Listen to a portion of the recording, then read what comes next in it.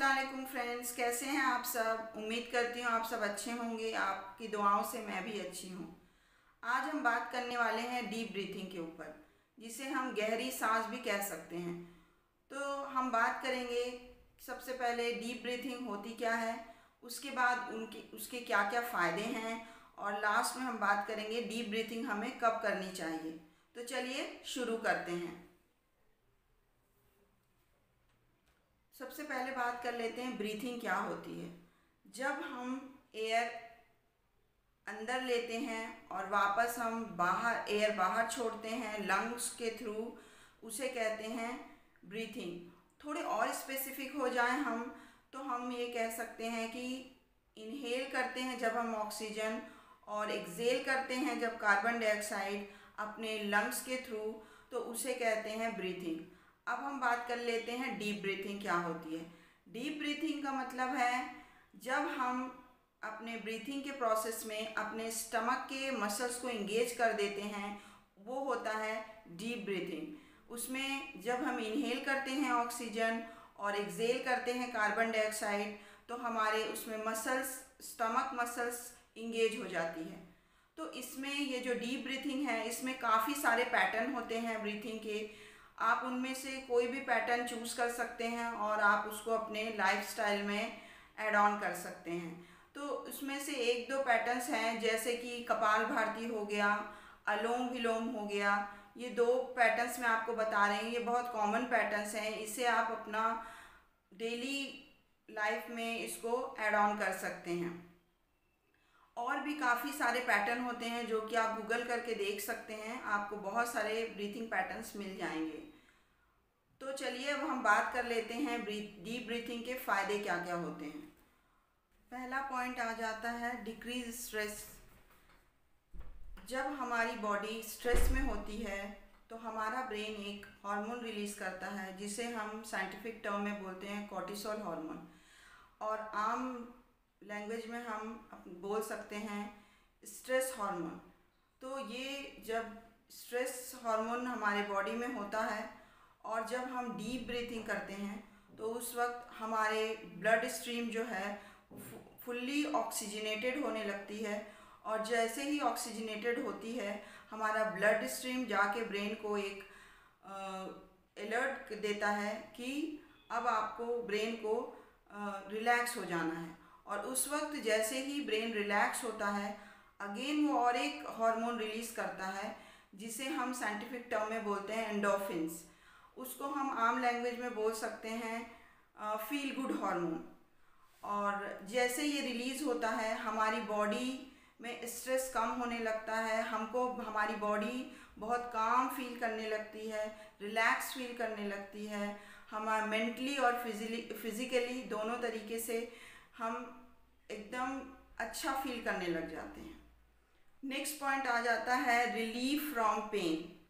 जैसे हम पेन में होते हैं, कोई भी पेन हो बॉडी में, जैसे हम डीप ब्रीथ लेना शुरू करते हैं, तो डीप ब्रीथ लेते ही ऑक्सीजन की जो सप्लाई है हमारे ब्लड स्ट्रीम में काफ़ी अच्छी हो जाती है।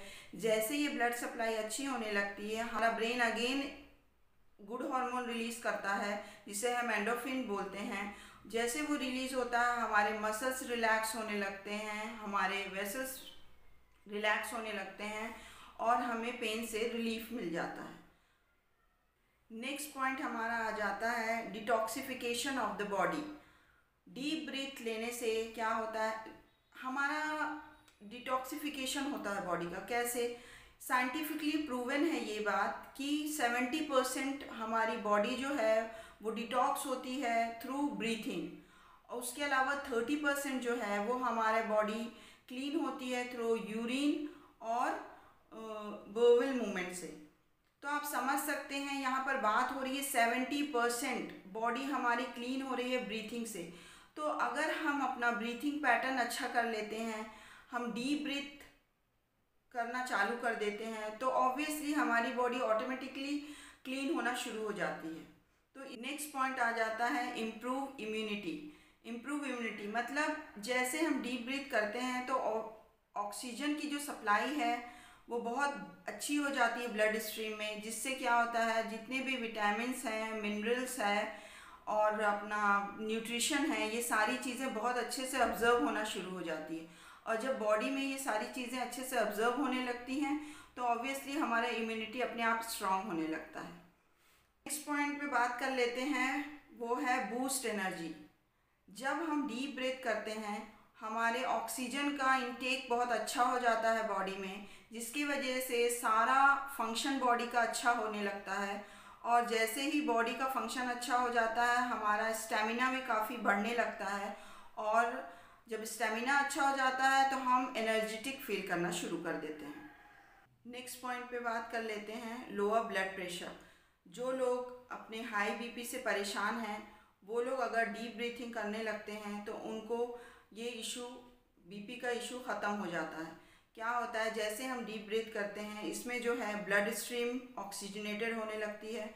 जैसे ही ऑक्सीजनेटेड होती है हमारे मसल्स रिलैक्स मोड में आ जाते हैं, और उसके बाद जैसे वो रिलैक्स हो जाते हैं हमारे ब्लड वेसल्स भी रिलैक्स होने लगते हैं, और हमारा हार्ट रेट का रेगुलेशन जो है वो प्रॉपर हो जाता है, और जिससे हमारा बीपी नॉर्मल हो जाता है। उसके बाद हम बात कर लेते हैं इम्प्रूव डिजेशन।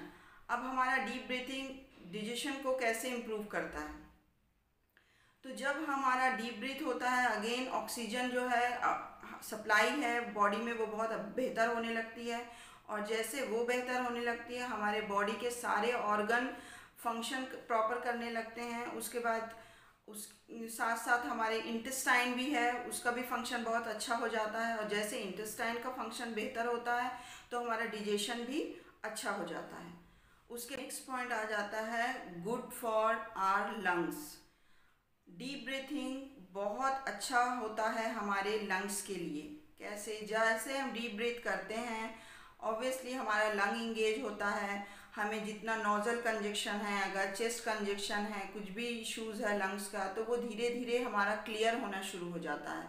और इससे क्या होता है, हमारा लंग्स जो है जब हम होल्ड करते हैं ब्रीथ को फिर रिलीज़ करते हैं तो इससे जो है हमारा जो लंग्स है वो उस अच्छा पावरफुल होने लगता है, और उसको हर इन्फेक्शन से, हर प्रॉब्लम से लड़ने की ताकत बढ़ जाती है। नेक्स्ट पॉइंट आ जाता है give a glow to skin. जब हम डीप ब्रीथिंग करते हैं तो ऑक्सीजनेटेड हो जाती है बॉडी, जितने भी बॉडी के सेल्स हैं सब रिपेयर मोड में आ जाते हैं। जो भी प्रॉपर फंक्शन नहीं हो रहे थे वो जब ऑक्सीजन उनकी सप्लाई अच्छी होने लगती है वो वापस रिपेयर होना शुरू हो जाते हैं, नए सेल्स जनरेट होना शुरू हो जाते हैं, ब्लड फ्लो बेहतर हो जाता है हमारे ऑर्गन्स में, हमारे सेल्स में, हमारे वेसल्स में। तो जैसे ये सारी चीज़ें अच्छी होती है, ऑक्सीजन अच्छा हो जाता है, सप्लाई सारी अच्छी हो जाती है ब्लड ऑक्सीजन की, तो वो चीज़ हमारे स्किन पे नज़र आने लगती है, हमारी स्किन ऑटोमेटिकली ग्लो करने लगती है। उसके बाद का पॉइंट्स आ जाता है फाइट विथ साइनस। साइनस भी एक कॉमन इशू है, कॉमन प्रॉब्लम है लोगों को, जो काफ़ी टाइम से जूझते रहते हैं, बहुत सारे मेडिसिन भी लेते हैं पर ज़्यादा फ़ायदा नज़र नहीं आता। लेकिन अगर हम अपना डीप ब्रीथ अपने लाइफस्टाइल में ऐड ऑन कर लेते हैं तो हम देखेंगे कि हमको साइनस की प्रॉब्लम भी इजीली ख़त्म हो जाती है, क्योंकि इसमें क्या होता है हमारे नोज़ल एरिया और चेस्ट एरिया ये बिल्कुल क्लियर होना शुरू हो जाते हैं, क्योंकि ब्रीथिंग जो है हमारी बहुत अच्छी होने लगती है, तो जितने भी कंजक्शन होते हैं ये सारे क्लियर होने लगते हैं और हमें साइनस से छुटकारा मिल जाता है। इसके बाद का पॉइंट आ जाता है हेल्प इन वेट लॉस। ये बहुत ही कॉमन प्रॉब्लम है आजकल वेट गेन होने की, लोगों की, लोग बहुत परेशान हैं कि वेट गेन हो रहा है, फैट लॉस नहीं हो रहा है। तो देखिए अगर आप डीप ब्रीथिंग करना शुरू कर देते हैं तो आप देखेंगे कि आपके जो बॉडी में जहाँ जहाँ एक्स्ट्रा फैट एक्यूमुलेट हो गया था वो अपने आप ब्रेक डाउन होने लगता है और वो बॉडी से रिलीज़ हो जाता है।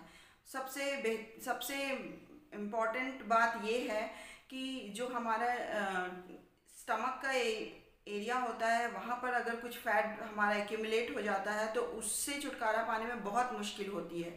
लेकिन अगर हम डीप ब्रीथिंग करते हैं तो हमारा स्टमक और उसके मसल्स इंगेज हो जाते हैं उसमें, जिससे कि हमारा स्टमक का एरिया का जो भी फैट होता है वो इजीली बर्न होने लगता है। तो देखिए ये रही कुछ चंद बातें जो मैंने आपके साथ डिस्कस किया है ब्रीथिंग के बारे में। और भी काफ़ी सारे फ़ायदे हैं इसके, जैसे कि नॉर्मल लोगों को कफ कोल्ड हो जाता था, तो अगर आप डीप ब्रीथिंग अपना लाइफ में उसको एक रूटीन बना लेते हैं तो आपको ये सारे छोटे मोटे इन्फेक्शंस हैं, कफ कोल्ड है, उसके अलावा ये सारी चीज़ों से आपको छुटकारा मिल जाता है। बहुत सारे लोगों को और एक इशू होता है रात में नींद ना आने का और बार बार नींद खुल जाने का, तो ये डीप ब्रीथिंग उसके लिए भी बहुत हेल्पफुल होती है। तो अगर आप डीप ब्रीथिंग करना शुरू करेंगे तो आप खुद रियलाइज़ करेंगे कि आपको उसके बहुत सारे फ़ायदे होने शुरू हो जाते हैं। तो अब हम बात कर लेते हैं डीप ब्रीथिंग हमें किस वक्त करनी चाहिए, कौन सा वक्त सबसे अच्छा होता है। तो देखिए, सबसे अच्छा वक्त होता है सुबह वाला, जब हमारी बॉडी एम्प्टी स्टमक होती है, क्योंकि जब हम सुबह सुबह अर्ली मॉर्निंग एक्सरसाइज करते हैं, जिम्स के लिए जाते हैं या अपने जॉगिंग के लिए, वॉकिंग के लिए निकलते हैं, वही वक्त होता है हमारा डीप ब्रीथिंग के लिए भी। तो आप उसमें, आप अगर नए हैं तो आप 5 मिनट से शुरू करिए, 10 मिनट्स करिए, 15 मिनट्स करिए, ऐसे आप ड्यूरेशन बढ़ा सकते हैं। इसमें काफ़ी सारे पैटर्न्स हैं, आप कोई भी एक दो पैटर्न चूज़ कर लीजिए और उसको आप करना शुरू कर दीजिए। जैसे मैंने पहले भी आपको बताया, अनुलोम विलोम है, कपालभाति है, ये सब बहुत आसान है और बहुत इजीली आप उसको कर पाएंगे। उसके बाद इवनिंग का भी टाइम बहुत अच्छा होता है ब्रीथिंग के लिए, जब हमें पता होता है कि हमारी स्टमक एम्प्टी है, उस वक्त भी आप डीप ब्रीथिंग कर सकते हैं। और एक बात ध्यान रखिए कि जो हम कपालभाति करते हैं ये हमेशा एम्प्टी स्टमक में ही होना चाहिए, कभी भी खा के आप ये ब्रीथिंग पैटर्न नहीं कर सकते हैं। अनुलोम विलोम ये आप कर सकते हैं, आप लेटे हैं, बेड टाइम पे हैं, बेड पे हैं, नींद नहीं आ रही है, आप डीप ब्रीथ करिए, आप ऑटोमेटिकली देखेंगे कि आपको नींद आने लगी।